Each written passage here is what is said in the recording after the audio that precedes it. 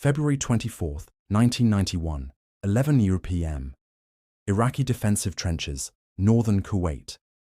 Total darkness covered the desert as soldiers of the Iraqi 48th Infantry Division settled into defensive positions. Lieutenant Karim Hassan checked his sector one final time before ordering his platoon to stand down to 50% watch.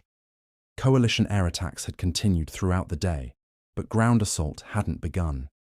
Iraqi intelligence predicted American forces would attack at dawn, following conventional doctrine that treated darkness as operational limitation. Hassan was confident. His unit occupied prepared positions with interlocking fields of fire, pre-registered artillery targets, and minefields protecting the approaches.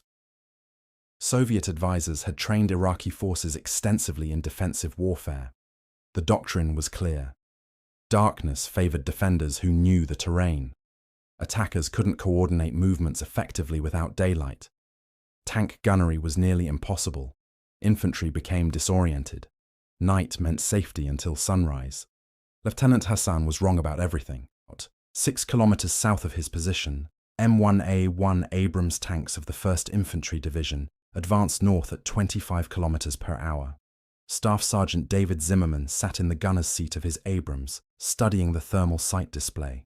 The desert appeared in shades of green and black, with heat signatures standing out bright white against the cool background. Buildings, vehicles, equipment, everything warmer than ambient temperature was clearly visible. At 2,340 meters range, Zimmerman's thermal sight detected heat signatures in the Iraqi trench line.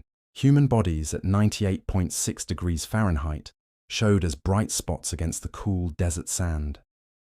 Vehicles still warm from daytime sun glowed distinctly. Even the freshly turned earth of the defensive positions was visible because it retained heat differently than surrounding terrain. "Gunner, sabot, tank," Zimmerman's tank commander ordered calmly. The 120mm main gun fired.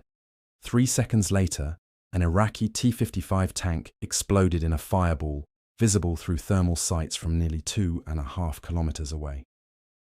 The Iraqi crew never saw the Abrams. They never detected the threat. They died before they knew American forces had begun the ground offensive. The one-sided slaughter had begun.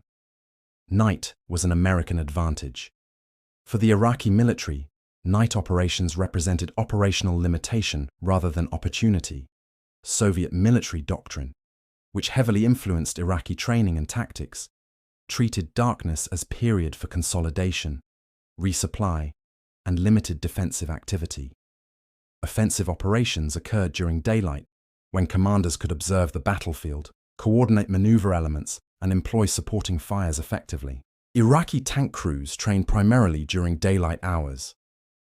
Night gunnery practice was minimal because it consumed expensive fuel and accelerated wear on equipment that Iraq struggled to maintain. The few night exercises conducted during the 1980s demonstrated severe limitations in Iraqi capabilities.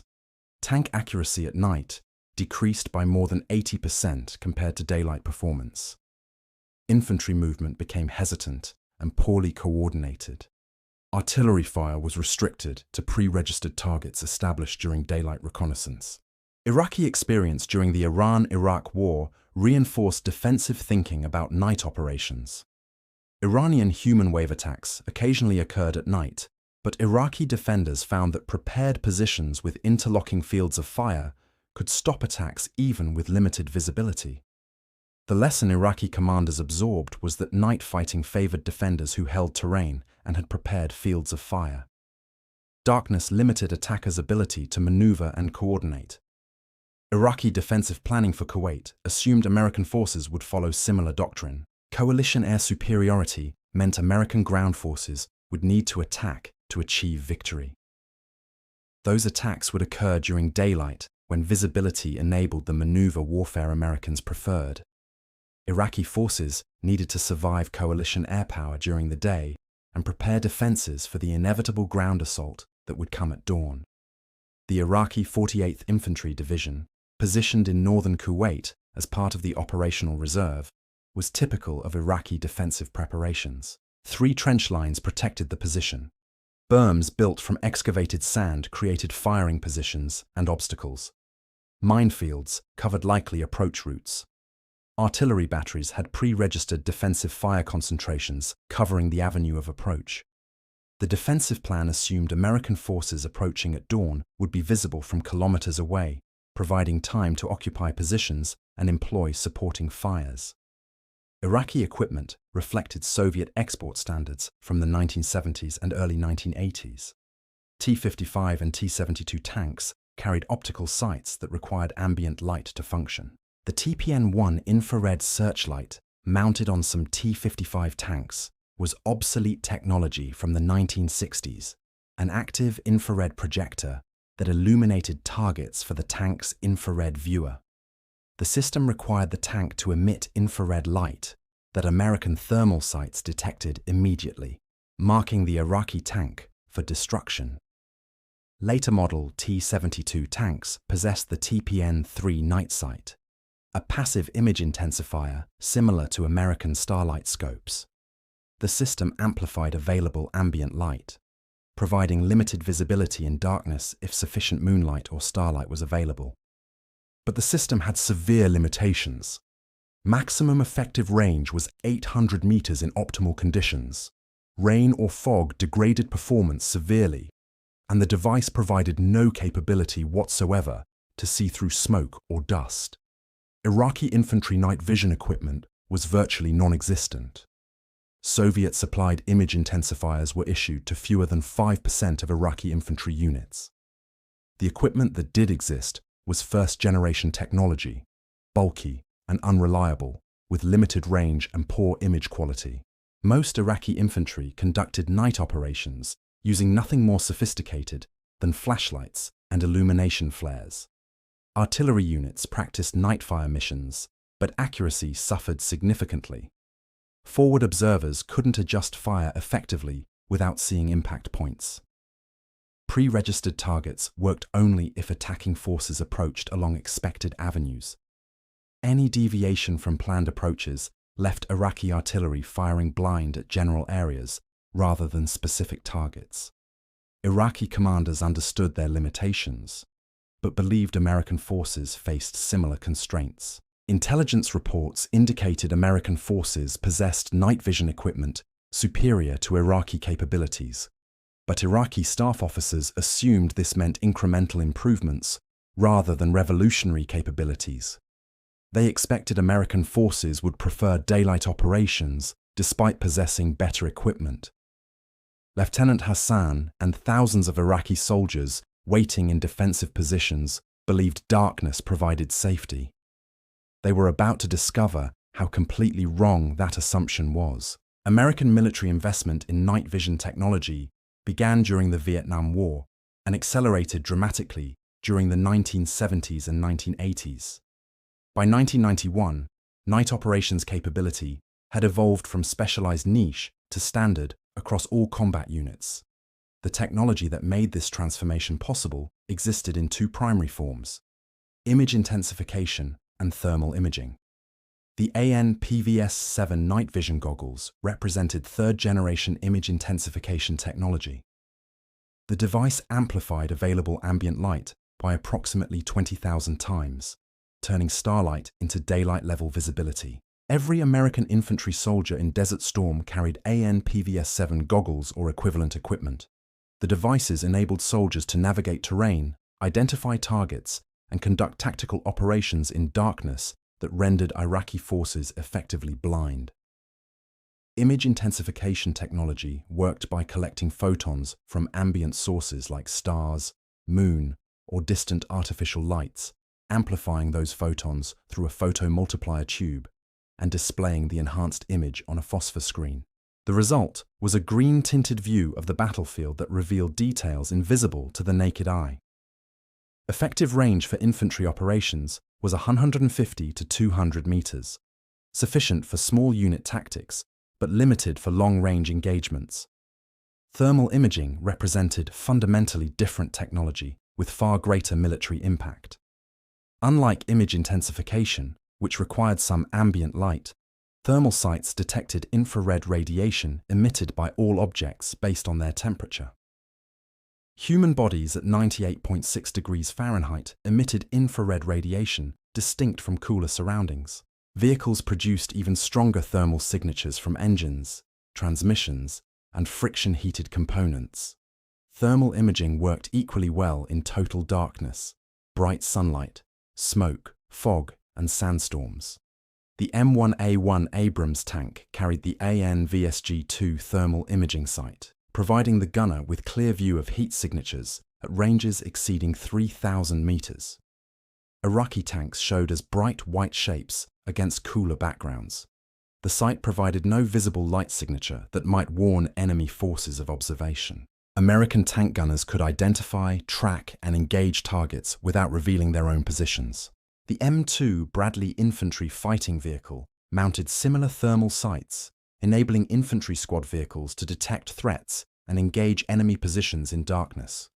Apache AH-64 attack helicopters carried the target acquisition and designation sight, providing FLIR thermal imaging capable of detecting vehicle heat signatures at ranges exceeding 8 kilometers. An Apache could orbit beyond visual and audible range of Iraqi positions, identify targets through thermal sights, and launch Hellfire missiles that hit with precision while Iraqi forces remained unaware of the helicopter's presence. American doctrine evolved alongside the technology. Night operations transitioned from specialized missions requiring extensive preparation to routine tactical activities. Tank crews conducted most live-fire gunnery training at night because that was when American forces expected to fight. Infantry units practiced night land navigation, night assaults, and night defensive operations as standard training rather than advanced skills. Every American combat unit deployed to Saudi Arabia in 1990 had extensive night operations experience. The contrast with Iraqi capabilities was absolute.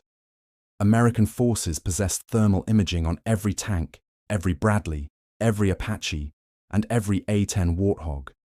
Image intensification equipment was standard for every infantry soldier. American doctrine emphasized night operations as preferred rather than avoided. Training focused on exploiting darkness as tactical advantage rather than enduring it as limitation. The technology disparity was roughly 20 years. American third-generation image intensification and thermal imaging represented 1980s cutting-edge technology. Iraqi optical sights and limited first-generation night vision equipment represented 1960s capabilities. The gap wasn't incremental improvement, it was generational technological revolution. Coalition commanders understood this disparity and planned to exploit it ruthlessly. The ground offensive would begin at night, continue through darkness, and maintain tempo 24 hours a day, regardless of visibility conditions. Iraqi forces prepared for conventional dawn attack would instead face American forces at times when Iraqi capabilities were minimal. The ground offensive began at 4 a.m. on February 24, 1991, in total darkness. Iraqi forces expecting attacks at dawn were already engaged and being destroyed hours before sunrise. The pattern would continue for 100 hours as American forces exploited night vision superiority to devastating effect. Staff Sergeant Zimmerman's tank was one of hundreds engaging Iraqi forces in darkness during the opening hours of the ground war. The 1st Infantry Division breached Iraqi defensive lines in northern Kuwait, using night vision equipment to navigate minefields, identify bunkers, and engage defensive positions. Iraqi forces in prepared trenches found themselves under attack by American forces they couldn't see. Combat engineers clearing lanes through Iraqi minefields used AN/PVS-7 goggles to mark mines with chemical lights visible through night vision, but invisible to Iraqi defenders watching from trenches. The mine-clearing vehicles advancing behind the engineers appeared as thermal signatures to watching Abrams tanks, which provided overwatch and engaged any Iraqi position that attempted to interfere. Iraqi defenders in trenches saw nothing except occasional explosions as American forces destroyed obstacles and defensive positions. The breaching operation occurred in total darkness, with smoke from artillery and burning oil further obscuring visibility. Iraqi defenders waited in trenches as American forces methodically cleared obstacles and advanced through supposedly impenetrable defensive belts. By dawn, American armored vehicles were behind Iraqi forward defenses, having accomplished overnight what Iraqi commanders assumed would take days of costly assaults. February 26, 1991, 2 hours a.m. The 2nd Armored Cavalry Regiment detected Iraqi Republican Guard armor maneuvering in darkness near the Iraqi-Kuwait border. Iraqi T-72 tanks of the Tawakkalna Division believed darkness provided concealment for repositioning to meet the American advance. The Iraqi tank commanders were wrong. American thermal sights detected the Iraqi column at ranges exceeding 3,000 meters. M1 Abrams tanks engaged from positions the Iraqis never detected. The M829A1 armor-piercing fin-stabilized discarding sabot rounds traveled at 1,170 meters per second, covering the distance to target in less than 2 seconds. Iraqi tanks exploded in rapid succession as American gunners serviced targets with devastating precision. Iraqi crews attempted to return fire, but their optical sights showed only darkness. Some Iraqi tanks activated infrared searchlights, immediately revealing their positions to American thermal sights and ensuring their destruction within seconds. Other tanks fired blindly toward the general direction of suspected American positions, wasting ammunition against targets they couldn't see while providing muzzle flash that pinpointed their locations for American return fire. The engagement lasted less than 20 minutes. Iraqi Republican Guard armor that had survived weeks of coalition airstrikes was destroyed in a single night action by American forces exploiting absolute night vision superiority. Surviving Iraqi tankers reported complete inability to detect American positions before being engaged. The technology gap wasn't slight advantage, it was total dominance. February 27, 1991, 3 a.m. The Battle of Medina Ridge began in pre-dawn darkness as the 1st Armored Division encountered the Medina Division of the Iraqi Republican Guard. Iraqi T-72 tanks occupied defensive positions oriented south, expecting American forces to approach from Saudi Arabia. The Americans attacked from the west, appearing from an unexpected direction in total darkness. American thermal sights detected Iraqi armor arranged in defensive line. The engagement opened at ranges where Iraqi optical sights were completely ineffective. M1 Abrams tanks destroyed 186 Iraqi vehicles in less than 4 hours, while sustaining 1 M2 Bradley damaged. Iraqi forces attempted to maneuver and return fire, but couldn't identify American positions in the darkness. Every Iraqi vehicle that moved was immediately detected by American thermal sights and engaged before it could threaten coalition forces. Surviving Iraqi soldiers reported that American forces appeared invisible. Tanks exploded around them with no warning. Muzzle flashes from American guns were the only indication of enemy positions. But by the time Iraqis oriented toward those flashes, the American tanks had moved to new positions. The combination of thermal sights, superior mobility, and night operations training created tactical situation that Iraqi forces couldn't counter. Apache AH-64 attack helicopters conducted hunter-killer missions throughout the night, orbiting beyond Iraqi visual and audible range, while thermal sights detected vehicle movements. The TADS turrets scanned the battlefield, identifying Iraqi positions by heat signatures of engines and equipment. Hellfire missiles launched from ranges where Iraqi forces never detected the helicopters, destroying armor, artillery, and command vehicles with precision strikes. Iraqi units attempted to defend against helicopter attacks using anti-aircraft artillery and surface-to-air missiles, but locating the attacking helicopters in darkness proved nearly impossible. The helicopters maneuvered behind terrain features, popped up briefly to launch missiles, and disappeared before Iraqi forces could respond. Some Iraqi units fired wildly into the darkness at sounds of helicopter rotors, wasting ammunition and revealing their positions to watching American thermal sights. American infantry operations exploited night vision advantage at tactical level.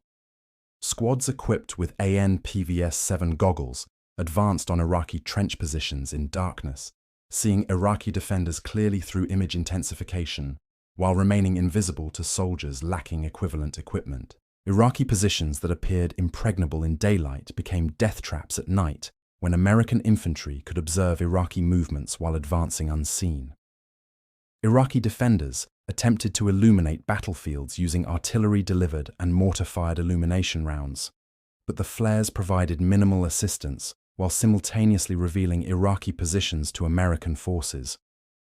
The brief illumination enabled Iraqi forces to see perhaps 200 meters, while American thermal sights continued detecting heat signatures at ranges exceeding 2,000 meters. The tactical advantage remained overwhelming.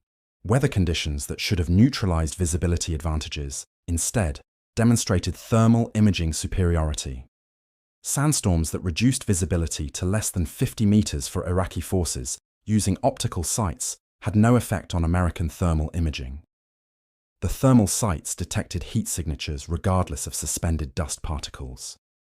American forces maintained operational tempo during sandstorms that forced Iraqi units to cease effective operations and hunker down blind. Iraqi attempts to create smoke screens using burning oil trenches backfired completely. The smoke obscured visible light but was transparent to thermal imaging. American thermal sights saw through the smoke clearly, while Iraqi forces behind the smoke barriers believed themselves concealed. American tanks engaged Iraqi positions through smoke that provided zero protection against thermal detection. Iraqi defenders never understood why American fire remained accurate when Iraqi observers couldn't see through their own smoke. The psychological impact on Iraqi forces was profound.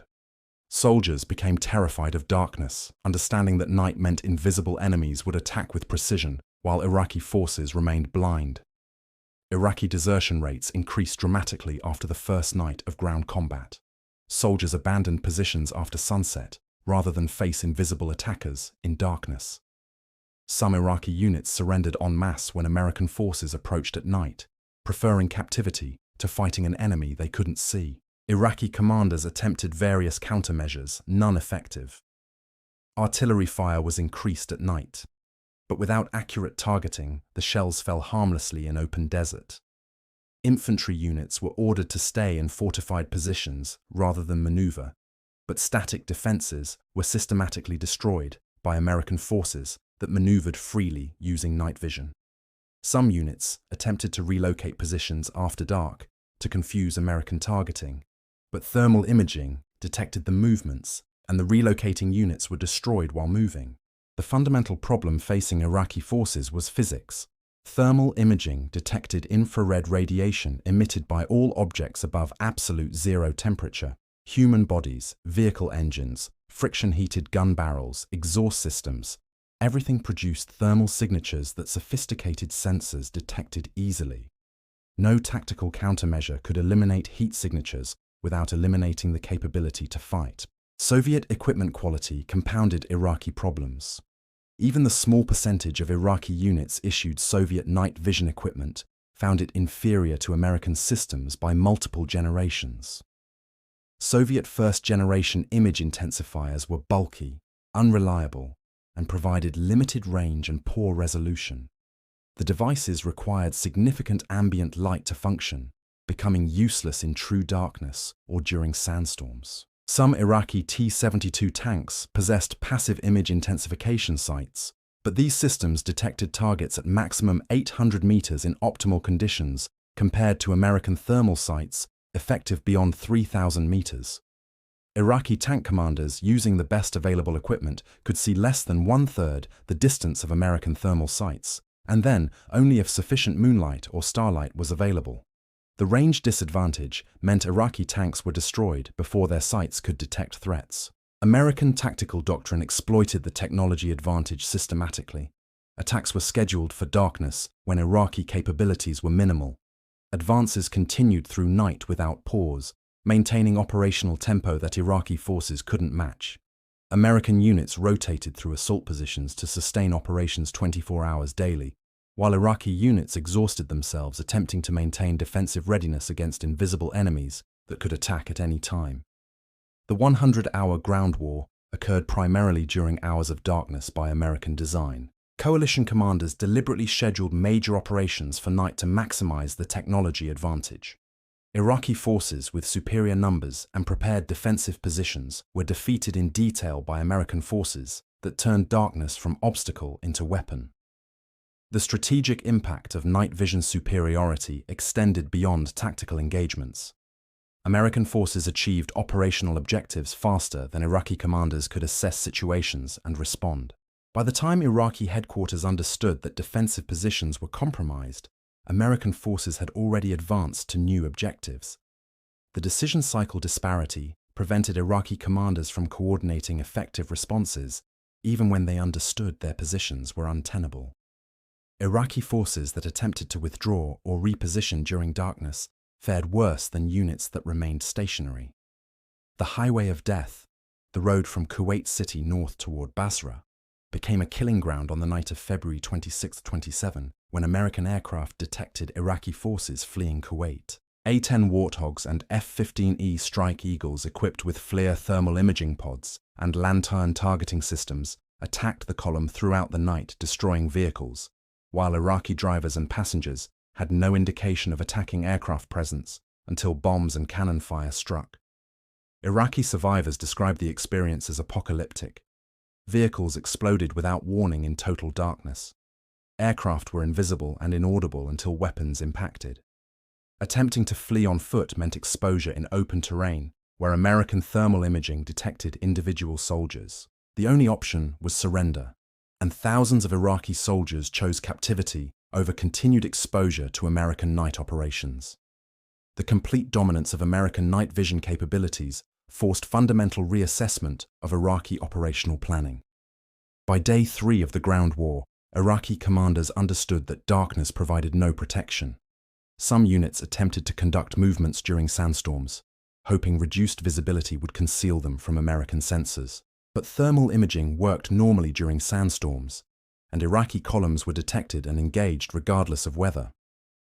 The technology gap that enabled American night vision superiority was product of decades of investment and development. American defense industry had pursued night vision capabilities since the 1960s, progressing through multiple generations of image intensification technology and developing thermal imaging systems that provided all-weather capability. By 1991, the technology had matured to reliability and effectiveness that made night operations preferred rather than avoided.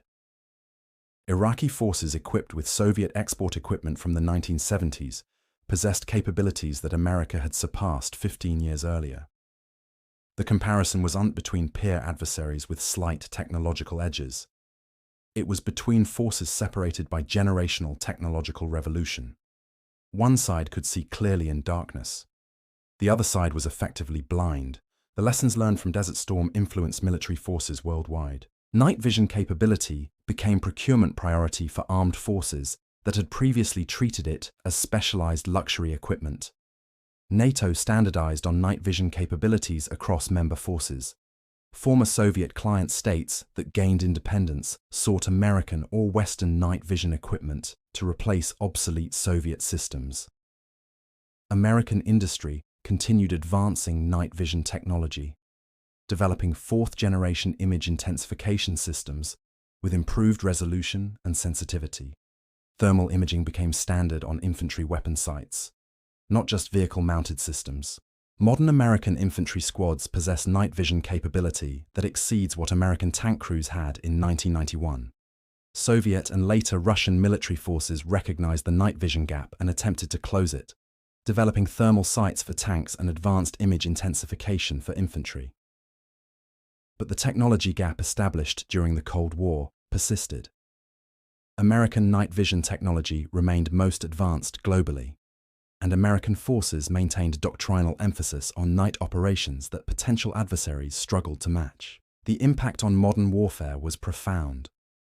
Night operations that were once risky, complex undertakings requiring extensive preparation, became routine tactical activities.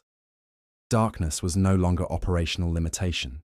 It was preferred operating environment that favored forces with superior technology. The transformation was complete when night operations became default assumption rather than special circumstance. For Iraqi forces, in February 1991, the transformation came as catastrophic surprise. They prepared for conventional warfare, where night meant pause in operations, time to rest and reposition. Instead, they faced American forces that attacked preferentially at night, exploiting technology that rendered Iraqi advantages in numbers and defensive preparation irrelevant. Lieutenant Karim Hassan survived the first night of the ground war by surrendering when American infantry appeared at his trench line in darkness. He never saw the M2 Bradley that provided overwatch, or the M1 Abrams that had destroyed his unit as armor. He surrendered to American infantry soldiers, whose faces he could barely distinguish in darkness, while they observed him clearly through AN/PVS-7 goggles. In post-war interviews, Hassan described the experience as fighting ghosts. Iraqi forces waited in darkness for attacks that came from unexpected directions at unexpected times. Defensive positions established for conventional warfare were compromised by enemies that saw clearly while defenders remained blind. Every Iraqi tactical advantage was negated by American technology that transformed night from shield into vulnerability. The Iraqi military had prepared for dawn attacks following conventional doctrine, where visibility enabled maneuver and coordination. American forces attacked in darkness and won battles before Iraqi commanders understood engagements had begun. The gap wasn't training or courage. It was technology that made darkness irrelevant for one side and overwhelming disadvantage for the other. Iraqi soldiers dug trenches, built berms, registered artillery targets, and waited for American forces to attack at dawn when both sides could see. American forces approached in darkness, engaged with thermal sights at ranges where Iraqis were blind, and destroyed defensive positions before sunrise. By the time dawn came, American forces had already advanced to new objectives, while Iraqi forces attempted to understand what had destroyed their carefully prepared defenses overnight.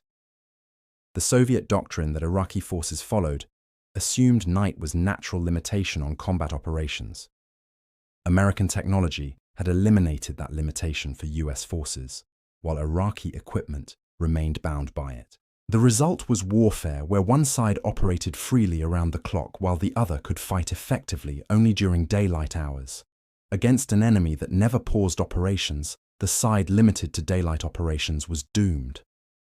Iraq prepared defensive positions for warfare of the 1970s, when darkness limited both sides equally and defensive preparation provided significant advantage. America fought with technology of the 1990s, where thermal imaging and image intensification turned night into American advantage, and defensive preparation became liability when defenders couldn't see attackers until weapons impacted. The soldiers waiting in Iraqi trenches believed darkness provided safety. They were confident American forces wouldn't attack at night because night fighting was difficult, coordination was problematic, and visibility was inadequate. Every assumption reflected reasonable assessment based on Iraqi capabilities and Soviet doctrine.